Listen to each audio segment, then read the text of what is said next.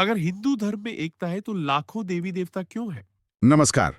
आज हम एक बहुत ही दिलचस्प विश्लेषण पर बात करने वाले हैं। हाँ, ये विश्लेषण डॉक्टर B.R. अम्बेडकर की एक किताब पर आधारित है, रिडल्स इन हिंदुइज्म। यानी हिंदू धर्म की पहेलियां। और जो स्रोत हमें मिले हैं हम्म, वो दिखाते हैं कि ये विश्लेषण कुछ काफी सोचने लायक सवाल उठाता है। बिल्कुल।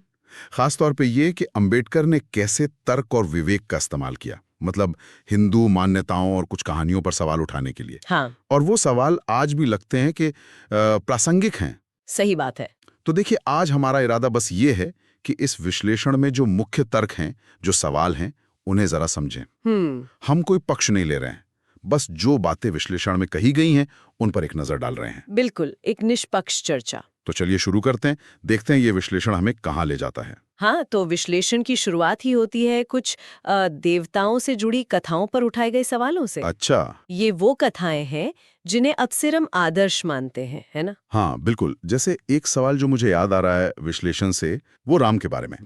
उन्हें मर्यादा पुरुषोत्तम कहते हैं, लेकिन फिर उनका सीता को त्याग देना, ये बात विश्लेषण में उठाई गई है। कैसे समझें इसे? और सिर्फ राम ही नहीं, जैसे कृष्ण की बात है, भगवान माने जाते हैं, पर युद्ध जीतने के लिए उन्होंने छल का सहारा लिया। हाँ, ये भी एक पहेली है। तो विश्लेषण के मुताबिक अंबेडकर का सवाल था, क्या ऐसे चरित्र जिनमें ऐसे विरोधाभास दिखते हैं हमारी नैतिक आदर्श हो सकते हैं? ये बड़ा सवाल है। और यहाँ दिलचस्प बात यह है, जैसा विश्लेषण कहता है, कि उनका मकसद कोई मजाक उड़ाना नहीं था। नहीं, वो तो साफ है। वो असल में ये पूछ रहे थे कि जब हम इन कथाओं को इतना मानते हैं, पूछते हैं, तो इनमें जो ये जटिलताएं हैं, जो विरोधाभास है, हाँ, कि जब आदर्शों में ही उलझन दिखे तो समाज के लिए सही गलत का पैमाना क्या रह जाता है? बिल्कुल सही, ये था उनका पॉइंट। अच्छा, तो ये सिर्फ कहानियों पर सवाल नहीं, बल्कि समाज पर उनके असर का सवाल है। बहुत गहरा। हाँ।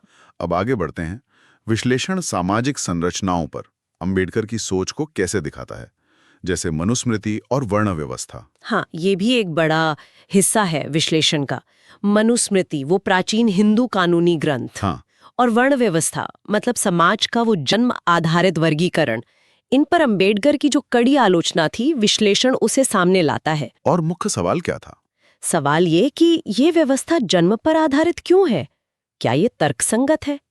विश्लेषण कहता है, अंबेडकर का तर्क था कि भाई, अगर ज्ञान या कर्म से कोई ब्राह्मण बन सकता है, तो फिर किसी को जन्म से ही हमेशा निम्न क्यों माना जाए? शूद्र हमेशा निम्न क्यों? मतलब ये तो सीधे सीधे सामाजिक बराबरी और न्याय का सवाल खड़े करता है ना? बिल्कुल।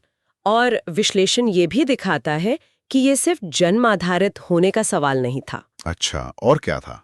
ये भी कि कैसे ऐसे ग्रंथ तर्क और मानवीय गरिमा के सिद्धांतों के शायद विपरीत जाकर सामाजिक असमानता को एक तरह की धार्मिक या पारंपरिक वैधता दे देते हैं। एक तरह से सही ठहराते हैं। हाँ, और ये अंबेडकर की उस सोच को दिखाता है जो परंपरा से ज्यादा तर्क और विवेक को महत्व देती थी, बिना सवाल किए मान लेने के वो खिलाफ थे। ये तर्क और विवेक वाली बात ये आगे भी दिखती है, जैसे हिंदू धर्म में अनेकों देवी देवताओं के होने की पहेली पर। हाँ, विश्लेषण उस पे भी आता है।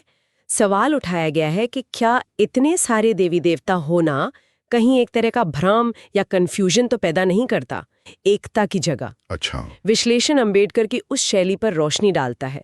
वो सवालों के जरिए सोचने पर मजबूर करते थे, बहस चाहते थे, बौद्धिक बहस। और शायद यहीं पर वो आस्था और तर्क का टकराव आता है जिसका जिक्र विश्लेषण में है। सही कहा, बिल्कुल। विश्लेषण में अंबेडकर का एक कथन खास तौर पर रेखांकित किया गया है, ब्लाइंड फेथ इज डेंजरस। आंख मूंद कर किया गया विश्वास खतरनाक है। हाँ, इससे ये साफ होता है कि विश्लेषण के अनुसार अंबेडकर का संदेश था कि आस्था पर भी एक विवेकपूर्ण, एक तर्कसंगत नजर डालनी चाहिए। ये सोचने पर मजबूर करता है कि अपनी मान्यताओं और तर्क बुद्धि के बीच वो संतुलन कैसे बनाया जाए। हाँ, ये इस विश्लेषण का एक केंद्रीय बिंदु लगता है मुझे। तो कुल मिलाकर आज हमने रिडल्स इन हिंदुइज्म पर आधारित इस विश्लेषण के जरिए कुछ बड़े मुद्दों पर गौर किया। हाँ, देवताओं के चरित्र में विरोधाभास, सामाजिक ढांचे जैसे वर्ण व्यवस्था की तर्कसंगतता, और आस्था बनाम विवेक का सवाल। विश्लेषण इस किताब को समाज के लिए एक आईना जैसा बताता है। हाँ, और ये हमें एक गहरे विचार के साथ छोड़ जाता है ना? किस तरह का विचार? कि ये सवाल सिर्फ एक धर्म या परंपरा तक सीमित नहीं है, ये एक बड़े मुद्दे की तरफ इशारा करते हैं। जैसे कि कोई भी समाज अपनी पुरानी परंपराओं के लिए सम्मान और उनके आलोचनात्मक मूल्यांकन, साथ ही सामाजिक न्याय की जरूरत, इन सब के बीच संतुलन कैसे बनाता है? ये तो बहुत बड़ा सवाल है। और आज के समय में हम सबके लिए, व्यक्तियों के लिए, समुदायों के लिए आस्था और विवेक की वो महीन रेखा आखिर कहाँ खींची जानी चाहिए? ये एक सवाल है जिस पर शायद हम सभी को सोचना चाहिए, वाकई।